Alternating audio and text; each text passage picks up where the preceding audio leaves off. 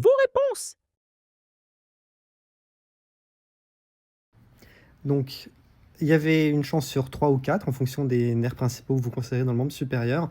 Il y a eu 2 bonnes réponses, 2 personnes qui ont dit le nerf radial et effectivement, c'est bien le nerf radial pour ce qu'on appelle la paralysie des amoureux. Parce que contrairement à ce qui est marqué dans le petit gif, enfin la petite image que j'ai mise, c'est pas juste «je sens plus mon bras», ce qui peut arriver juste avec la compression veineuse, on sent qu'on a des fourmis dans le bout des doigts et cetera.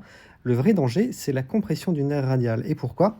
En fait, si vous regardez ici, le nerf radial, il passe de la partie interne, il passe en arrière, ici, partie interne et postérieure, ici, de l'humérus, au tiers supérieur du bras. Et à cet endroit-là, il est très vulnérable à une compression parce qu'il est plaqué contre l'os dans un sillon, le sillon du nerf radial qui se situe entre les deux chefs, le chef médial et je crois le chef latéral, ou le chef long, peu importe, du triceps. Il est coincé là, avec une petite artère.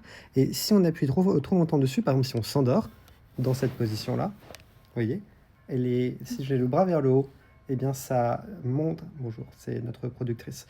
Si j'ai le bras vers le haut un petit peu comme ça, que l'autre personne s'endort et que par sympathie ou juste c'est confortable et tout, vous vous endormez dans cette position avec la tête qui appuie.